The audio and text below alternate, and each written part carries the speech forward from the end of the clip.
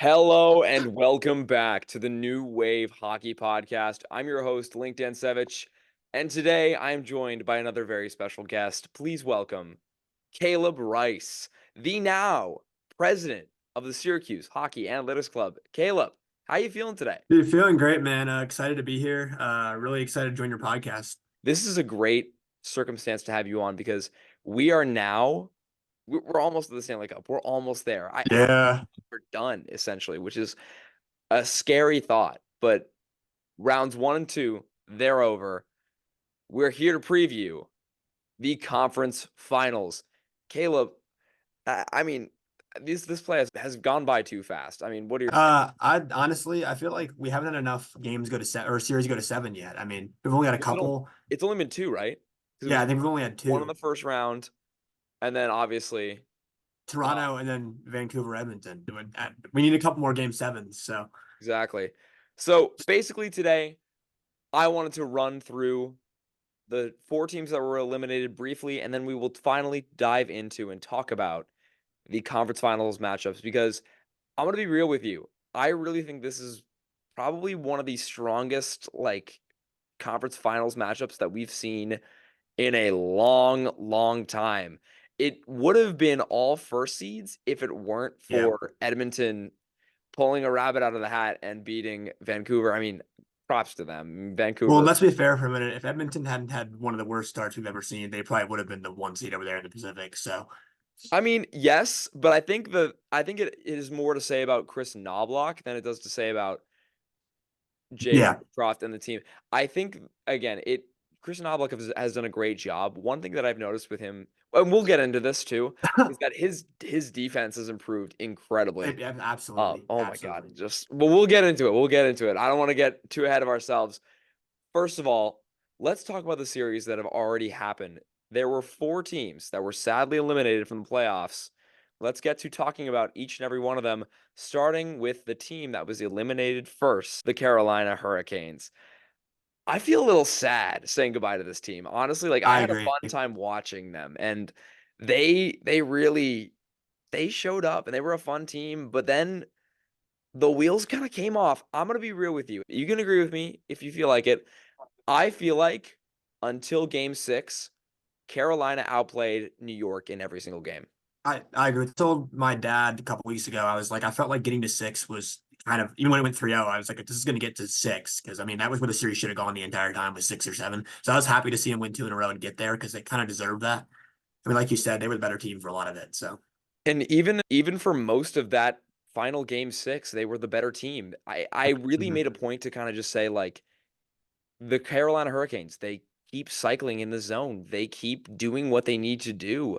They're not giving the Rangers those rush chances. I mean, it looked like it was secured and we were going to a game 7 at MSG, but there was one key factor for the New York Rangers. I seem to have forgotten. Who or what could this factor have been, Caleb? Yeah, I know. It was crazy. Vincent Trocheck himself. Is that what you're talking about? I'm talking about Chris Kreider, the man who Oh, scored a Chris hat Kreider. trick in Sorry. Yeah, yeah, yeah. the Yeah, yeah. Chris Kreider. I feel like I don't know. Maybe it was just me, but I felt like he was kind of just non-existent for a lot of the series. And then when they needed him the most, he showed up and he showed out, and that was huge. That final game where he got 3 straight goals in the third period, Yeah, natural hat trick, which we've only see that happen from Brock Besser in these playoffs. we don't talk about that. I feel so bad, I really do. But Chris Kreider, I mean, we talk about him as Mr. Ranger. We talk about him as we talk about all these Rangers who have done amazing things and are stars. Hmm. Igor Shesterkin, if Yeah. the Rangers win the entire thing, is a lock for the Conn Smythe. And Oh my God. I don't want to hear anything else about it. Dude, game He stole six, those games. game six. Yeah, game six. I mean, they had the Canes had like 4 or 5 chances to just try to bury him and end the game. And he made a couple huge saves to keep him into it. And then, like you said, Kreider, big time goals. And I mean, that was a game that I feel like the Canes got robbed again. Like, I felt games 2 and 3 were really where he shined. And if you go back and watch, there were just some chances that the Canes were getting, but they were not capitalizing on because Igor was just incredible. Like I said, the Canes outshot the Rangers in every freaking game in yeah. this entire series. And Igor made it 3-0 for most of it. insane. That's beyond belief. But back to Chris Kreider, we talk about all the star power on the roster. Panarin, Zibanejad, Fox. Kreider flies a little bit under the radar, but he's Mr. Ranger. I wanted to ask you really quickly because I don't know where you stand on this. And again, you're a Nashville Predators fan. What do you think this performance does for Kreider in terms of how he's going to be remembered in terms of New York Rain as a New York Ranger? I I think, personally think he's going to be retired the second his number is going to be retired the second that he's calls it quits. yeah, I mean, I think that was probably going to be the case before that game ever happened. I think is a really good game and is going to go up there. If they go on to make the cup and win the cup, that game is going to be forever. That people are going to talk about that years down the line. People who are Rangers fans in club now are going to tell their kids about that game. So I think depending on how far the Rangers go, that could be a really, really, really huge game that gets remembered for a long, long, long time. 100%. And again, very pivotal. It felt like a game seven, honestly. I'm going to be so real, It but really did. it did. Now, let's quickly move on to the second team that got eliminated. And this one was a little bit more of like there was different circumstances behind this one. It felt different because they had lost a player throughout this entire playoff series. The Colorado Avalanche and their struggles without Valeri Nichushkin were very evident, and the Dallas Agreed. Stars kind of took advantage, and they looked like the Mhm. better team for kind of most of the series. I mean, Caleb, what did you think about this series?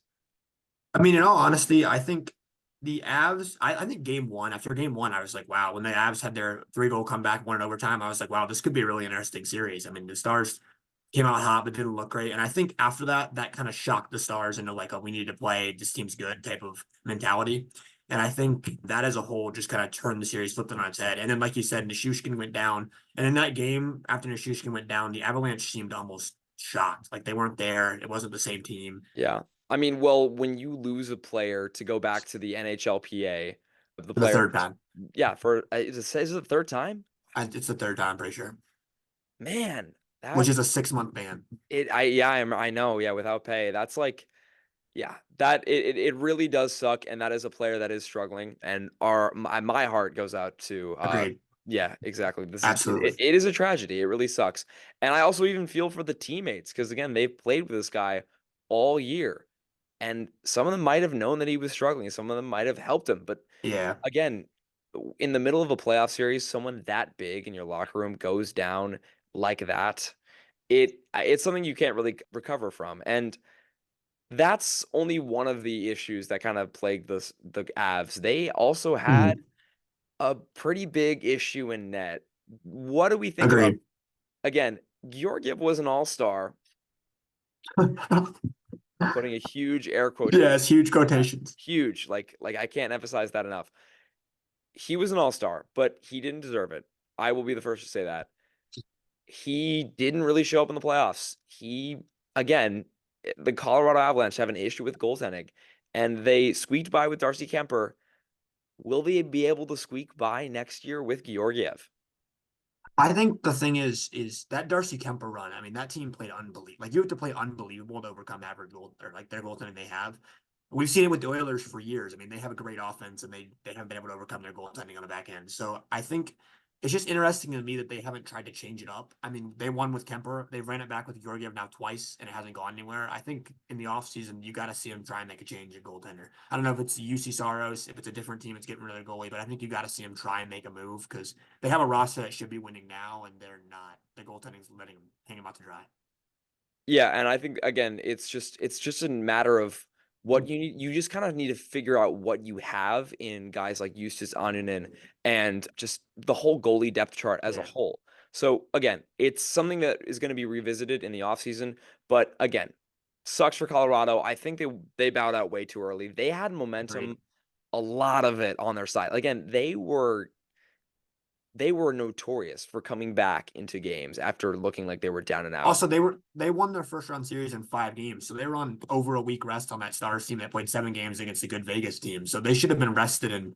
And game one they came out slow. They came back and won, but they didn't look like the rested team at all. It looked like the Stars had rested on them after that. Yeah. And again, we're going to talk about this Stars team and where I think they will finish. But again, let's move on now to the team that was also eliminated from the Eastern Conference. the Boston Bruins. Now, they played a very tough series versus Florida. Mhm. I mean, wow, it was I'm gonna be so real. Game 2 was probably the most fun playoff game to watch in a while. I am a Philadelphia Flyers fan, so I like when teams beat up on teams like the Rangers and the Bruins, but Yeah. it wasn't even just that. It was just rock 'em sock 'em hockey where every single Yeah. second it was a fight, and it was so interesting. And these teams really were angry at each other, and it looks like it's gonna be a hint of a rivalry. The Boston Bruins, though, what really what was their demise in your opinion, Caleb? I feel like their demise more than anything was they let the Panthers kind of get them out of their game. That physical mind, we saw this in the first round with some teams too, but that whole physical playoff style hockey seemed to get to the Bruins, and they almost tried to like lean into that and play the Panthers style. And you're not going to beat any teams in the playoffs when you play their style of hockey. You have to try and insert your own. And so I think that combined with the fact that they had let the first round series get to 7 and were not rested, I think that just took a toll on them in the end, and they couldn't overcome it. Yeah, and again, it also does suck to lose Marchand for a couple of games. He did come back in Mhm. games 5 and in game 6. I don't know if he came back in game 5. But yeah, game 5 and 6 were the 2 best games that I think Boston played because they won and they Absolutely. lost, but they were physical. They were challenging the Predators. They did what they needed to do. I mean, like, I was really kind of just like, it's boring hockey. They're all just, trying to hit each other, not trying Yeah. to cycle the puck forward. But, it was really good defensive hockey. Like, I think one of the broadcasters said on ESPN, like, this is the type of hockey where if you have a rooting interest, it is agonizing to watch, and if you don't, it is the best hockey you could It ever is see. so fun. Oh, Hmm. yeah. Absolutely. So, but I mean, again, Boston, they also had a very huge key contributor to their team, and it was not on the offense. It was the big man in net, Jeremy Swayman. yes. What do you think this playoff run does for that little goalie tandem in Boston? I mean, I think at some point we all the goalie tandem can't stay forever. Allmark has so much trade value. Just running it back up for years on years doesn't seem worth it.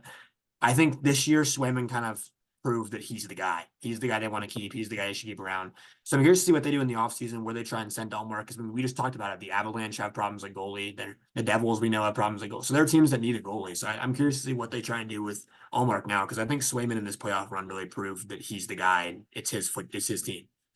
Yeah, and I completely agree with you. If I was Boston right now, I would make a very hard decision of letting go of Olmark because, again, Mhm. like you said, he has big trade value, and I don't think he's analytically as good of a goalie tender as Jeremy Swayman. Plus, like, Swayman looks more comfortable in net. I'm gonna be so real. He Like you look does. at him, he just looks so much more calm and collected, and like Allmark's all over the place. I'm not really convinced that his Vezina season was all that great. I thought it was a ton of Yeah. puck luck for him, but that's besides the point. You can argue that about that. Let's now move on to the final first round series and arguably the best one this entire playoffs, the battle for Canada. Edmonton Yeah. versus Vancouver.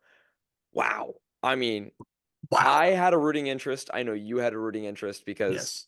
the Preds did get knocked out by Mhm. the Canucks.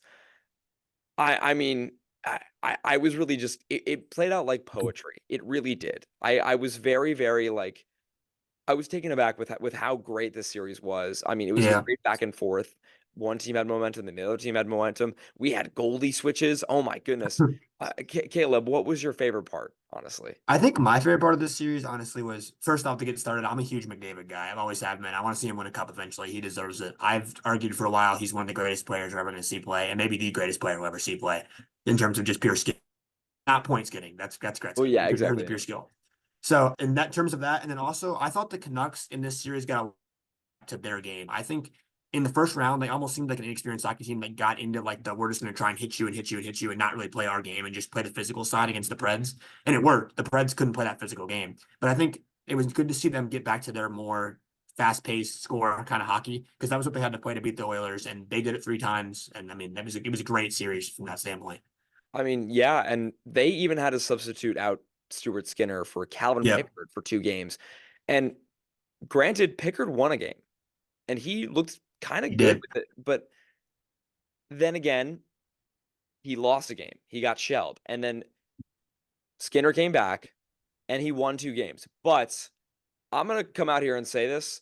I think they're screwed next round. We're gonna talk about this in like our predictions for next round. I think they're absolutely screwed because Dallas is a better offense, and Skinner has not faced the volume of shots necessary to put my trust into him to win another round. I really Mhm. don't see how he won this round because again, if the Canucks really put more shots on net, I think they would have won this series. There's a lot of what ifs, And but speaking of the goaltending in this round, Shilovs, I mean, oh my goodness, he's come I was out and just about just to go there. he's oh my goodness. Like game 7 alone, I remember him making a couple saves where I was like, oh my goodness, like this is unbelievable. Yeah, I mean, it's tough to really have that conversation because like I love Thatcher Demko. He's one of my favorite goalies to watch. He's so freaking cool. He's the American dream after Connor Hellebuyck. But Artur Shilovs had himself a series, and I think Absolutely. you are kidding yourself if you don't at least try to get a little bit of a 70-30 or 60-40 split between Demko and Shilovs next year, just to just kind of up his trade value and see how things work. Because you have a Vezina caliber goaltender. Now you have a backup or someone who's as good of as a starter Yeah.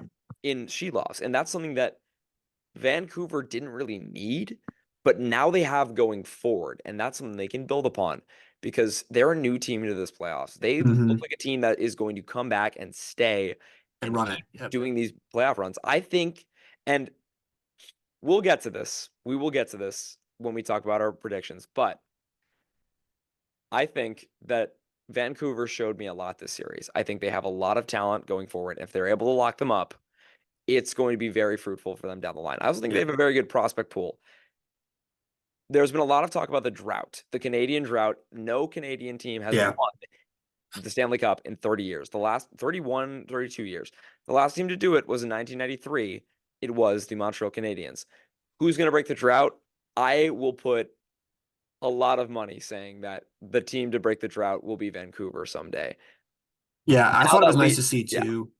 I thought it was nice to see them get to, like I said, get to their game because I thought, I'll be honest, obviously I have a little bit of bias, but I thought in round 1 they were probably equal with the Preds. They were probably a better team a little bit, but not a ton. I They came will out I in game I will 2. definitely go there. That was a tough draw for them, and Yeah. they I think the reason why they looked so dominant in the games that they won against Edmonton was because they had a tough matchup in the Preds because the Yes. Preds, they both took a lot out of them, but also it gave them playoff experience, much needed playoff experience. Agreed.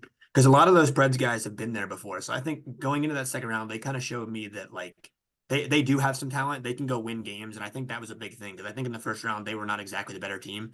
The games they won in this round, they were 100% the better team. No questions asked. Yeah, yeah, and I again, I think other things can be said about the Preds because they're rebuilding on the fly, and I'm really liking the work that Barry Trotz has been doing. But Vancouver, I think they're set up very well long term. Absolutely. Now, for the parts, that's going to be a little bit controversial. We're going to be predicting basically our Stanley Cup champions, but Okay. because we now have a clear, definitive route to the Stanley Cup, it's going to be Dallas versus Edmonton, and then not Vancouver, and then it's going to be Florida versus New York. I mean, Caleb, I'm going to let you have the honors. You're the guest. Please give me your predictions. How many games? And then why not throw a Stanley Cup prediction out there as well? All right. So I would probably first go. I'll start with the East. I'll go Panthers in 6 over the Rangers. I think, The Rangers fans and SU Hockey Analytics Club yeah, not going to like I that. I I do think the Rangers are. I think the Rangers are one of the best teams. Obviously, the best team points wise, but also just how they've played in the playoffs. But I think we saw them kind of in that Kane series. They got into a little bit of adversity, and I'm not sure they responded to it the best way they possibly could. I mean, like we said, they probably easily could have lost Game 6. So I think there's something to be said of they haven't really been battle tested yet. And I think once the Panthers steal one in MSG, if they can do that, it's gonna be really hard to win down in Florida. I mean, that place is rocking every night. So I think there's something to be said about that. And then the Panthers just, I mean, they're good. They were there last year. They have the experience to be there. And I think the Rangers team also, they just, I don't know, they tend to choke in these big moments. And I wouldn't be again. And yeah, and who do you have for the West? As for the West, being the McDavid guy, I would probably there's in 7. That's more of a I like McDavid because of the offense standpoint. If Ottinger plays like Ottinger can, I think the Stars easily win this series. I'm hoping that Skinner will come out and look like Skinner can, because Skinner, we saw in the middle of the year, when he's good, he can play really well. And if he plays really well behind that team, they're going to be a really, really, really tough team to beat. And the Stars, if they stay disciplined, can also win the series to me. The Oilers' power play is unbelievable, and that's where they score their goals. So the Stars, if they stay disciplined, I think can win. But I would go Oilers in 7 if I had to go gut right now. All right. It's going to be Panthers Oilers in the Stanley Cup final. Who do you have taking the crown? I would go Panthers in 7. Unbelievable series. I think Kachuk and McDavid just battle it out, and eventually we see McDavid kind of get frustrated with Kachuk under his skin, and I think Kachuk ends up getting the best of him in 7. I mean, yeah, I mean that's a lot to talk about. I mean, that would be a very interesting series. I mean, like we had Vegas, Florida last year. Now we have Edmonton, Florida this year. I Mm-hmm. would love to see Florida get their first cup. I'm personally, I'm rooting for them. I really like how the team is built. Sasha Barkov is probably one of my favorite players, like ever, and he's Yeah. just been so good. I also love Brandon Montour as well. Aaron Ekblad is my dude. He's my guy. Sergei Bobrovsky, former Flyer, Flyers legend, a very special part of my heart. Now let's get into my predictions because I mean I think you have some great predictions, but I'm gonna flip all of them. I'm gonna be real. Oh, okay. I'm Okay. rooting for the Panthers. I really am. I am pulling for these guys. As for what I think is going to happen, the Rangers, they kind of look a little too hot right now. Sure, there's going to be the Russian goalie debate. They're going to be battling all series, Shesty versus Bobrovsky. And then, of course, you're going to have the high performing forwards of Barkov, Reinhardt, Lundell, Kachuk versus Kreider, Zibanejad, Panarin, and Trocheck. That is an incredible series. If you are not glued to your fucking seat to watch every single game of this Eastern Conference Finals, what are you doing? And to my people who are going to the Eastern Conference Finals, guess what? They'll sell you the whole seat, but you're only going to need the edge of it. This Yeah. fucking series is going to be intense. And if you need if you need any like evidence to see why it will be, go look at Florida's last series. Go look at Yep. New York's last series. These are mean fucking teams. But I think New York showed a lot against Carolina. I think Carolina and Florida have a very, very similar style of play. If New York can wear Carolina down, they can wear Florida down. And Yep. I have no precontense about that. I think the New York Rangers will do it in 7 though, because again, this series is too good to not go to 7 games. And if it doesn't, I'm gonna ask the NHL for a refund. Come on, like what? Now moving over to the West. See, I like McDavid. I'm pulling for him. I'm pulling for your boy, Evan Bouchard, Yeah. QMJHL legend. I mean, who am I to judge? I think Zach Hyman is probably one of like the most likable players in the sport of hockey. He's a UMich guy. Mhm. He's an American. Well, he's not American, but like he's basically an American boy. Like I will love him and accept him as one of our own if he Yeah. decides to be one of our guys. He played in the NCAA for goodness sake. But I'm gonna be so real. I'm looking at the Yeah. Stars and what they've had to go through. They've had to go through the last 2 Stanley Cup champions, and you think Mhm. they're gonna roll over to some team with iffy forward depth, suddenly re-emergent defense that just emerged against a crappy Vancouver team, and a goaltender that has only saved like 15 shots in the last 2 games? Let's be real here. I think Dallas is going to wipe the floor with this Edmonton team. Wyatt Johnston is on a whole nother level. That's someone we didn't Mhm. talk about. He is just, he's unreal. Yep. He's there, McDavid. I mean, Mhm. there's no Jason Robinson to really perform and like show out for them. Yeah. But you've got Wyatt Johnston. You've got Miro Heiskanen who's playing out of his mind. Again, it does come down to Ottinger, but I think the defense is good enough. So I have Dallas in 4 or 5. So I know that's like a big hot take. And like again, Wow. but again, Wow. The Eastern Conference Finals, it was Florida versus Carolina, and that went 4 games. So it's all about who the momentum is with. And imagine the Stanley Cup final, Dallas versus New York. I mean, these are 2 huge emerging hockey market versus established hockey market. It is going to be a bloodbath. And I think Dallas will come out on top for their second Stanley Wow. Cup. So 25 years, none of these teams have won a cup in the last 25 years. Dallas won in 1999. Edmonton won in 1990. New York won in 1994. Florida has never won one. Yeah. We are going to see a team that has been hungry for a cup for a long, long time eventually win. And I think Dallas kind of looks the hungriest out of this entire group. So what are your thoughts on that? I actually like a lot of what you said. The one thing I will say is part of the reason I went Edmonton over Dallas was because of what you said about who they've played. I think at some point, I don't know if it's gonna be the Stanley Cup final against whoever it is or the Western Conference final, but I think at some point fatigue will hit them because of the teams they've. I mean, they're gonna have a historic run if they go through it. Just defensive wise, the offenses they will have played are going to be absurd. So I think at some point it will hit them. I don't know if it's the Western Conference final or the Stanley Cup final. And then on the other side of the East, I love your prediction on the East.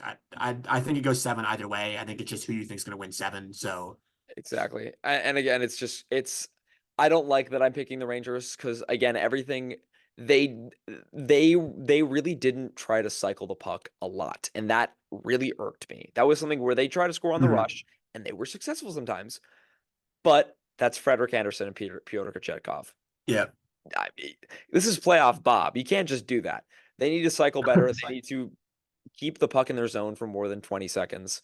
And Florida, they're a great cycling team, and they did it against a heavy ass Boston team. So I mean, yeah, I don't feel great about it, but I really feel like the Rangers have showed what they needed to show to go to the Stanley Cup Finals. I don't have their winning, but I have them going back. So yeah. that's really my predictions. We've kind of gone through yours. Let's now get into awards. Who do you think is going to be the goaltender of these playoffs? Who do you think is going to be the defenseman of these playoffs? And who do you think is going to be the overall Conn Smythe winner? I mean, I think for starters, I know that they don't really do this, but if they were going to go best goaltender, I think it's got to go to Shilovs, right? Coming in as a third string, won them round one, almost won them round two. I mean, It's a hell of a story. yeah, the story's been insane. So I think if you're going to go off best story for the goaltending, it's got to be there. If you're going to go pure best goaltender, it's Sergei Bobrovsky. I mean, it's just the save he made in round two where he was no looking with the back of his elbow. I mean, it's insane. Me and Rob, when we were on the podcast like a week ago, or it wasn't Mhm. a week ago, it was like a week and a half ago, we declared that the save of the century, and I think it will Yeah. hold up as such for years and years to come. Because again, that shit was incredible. Oh Like, my God. and I really think Bobrovsky is hungry.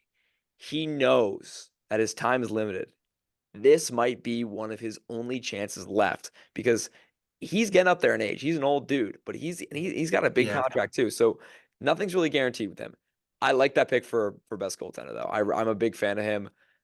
I will say Shesterkin has been fantastic, and I was gonna say there are two more rounds.